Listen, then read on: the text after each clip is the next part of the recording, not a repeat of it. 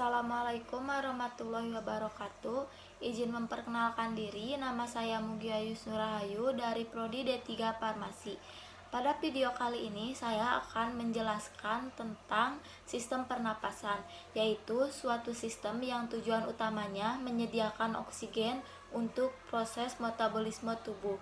Untuk memahami sistem pernapasan secara utuh, kita harus mengenal bagian-bagian dan fungsi dari penyusun sistem pernapasan itu. Yang pertama yaitu hidung. Udara pertama kali masuk ke dalam saluran pernapasan melalui lubang hidung dengan mekanisme inspirasi. Di rongga hidung, udara kemudian disaring oleh rambut-rambut hidung dari partikel-partikel debu yang menyertai udara tersebut. Nah, selain itu, udara juga akan dihangatkan dan akan dilembabkan agar sesuai dengan suhu tubuh kita. Dari rongga hidung, udara selanjutnya mengarah ke paring, yaitu persilangan tempat jalur udara, makanan, dan udara. Pada paring ini adalah tempat dilaluinya udara pernapasan dan makanan yang berasal dari mulut. Setelah melalui saring, udara akan memasuki laring. Di belakang lidah dan di depan laring terdapat epiglotis yang berfungsi mengatur masuknya udara dan makanan ke salurannya masing-masing. Ketika makanan ditelan, laring bergerak ke atas dan mendorong epiglotis sehingga menutupi glotis. Glotis ini adalah bukaan trakea atau tenggorokan. Ini memungkinkan makanan menuruni epifagus menuruni lambung. Ketika makanan menuju lambung, glotis terbuka sehingga memungkinkan udara pernapasan masuk ke laring yang merupakan bagian atas dari saluran pernapasan. Di laring juga terdapat kotak suara. Suara yang dihembuskan itu dari dalam keluar mengalir cepat dari pita suara, yaitu sepasang pita di dalam laring. Suara dihasilkan ketika otot-otot di dalam kotak suara menegang atau kontraksi, yang kemudian merentangkan pita suara sehingga bertitrasi atau bergetar. Nah, suara tinggi tersebut dihasilkan dari pita-pita yang terentang erat yang bertitrasi sangat cepat.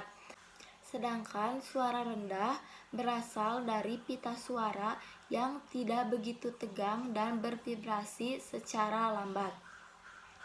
Dari laring, udara masuk ke dalam trakea. Di dinding trakea ini terdapat kartilago atau tulang rawan yang memperkokoh trakea sehingga saluran ini akan tetap terbuka. Selain itu, terdapat epitelium yang melapisi trakea hingga bronkus. Epitelium ini ditutupi oleh silia pada permukaannya dan selapis mukus atau cairan rendil yang tipis. Mukus ini berfungsi untuk memerangkan debu dan kontaminan-kontaminan kecil yang lolos dari rongga hidung. Silia ini berdenyut dan bergerak seperti ombak menggerakkan mukus ke atas menuju paring. Tempat mukus tersebut akan ditelan atau akan dibuang dengan sengaja melalui mulut. Proses ini dinamakan eskalator mukus, yaitu proses yang memainkan peran penting dalam membersihkan sistem pernapasan. Dari trakea selanjutnya terdapat dua cabang yang disebut bronkus. Bronkus ini masing-masing mengarah ke salah satu dari paru-paru. Bronkus bercabang lagi di dalam paru-paru menjadi saluran-saluran kecil yang disebut bronchiolus. Udara kemudian memasuki alveoli. Kumpulan dari alveoli ini disebut alveolus, yang merupakan kantung udara di ujung bronchiolus. Oksigen dari udara yang memasuki alveoli akan terlarut di dalam selaput lembab yang melapisi dalam alveoli dan kemudian akan berdifusi dengan cepat melintasi epitelium ke dalam kapiler darah yang mengelilingi setiap alveoli.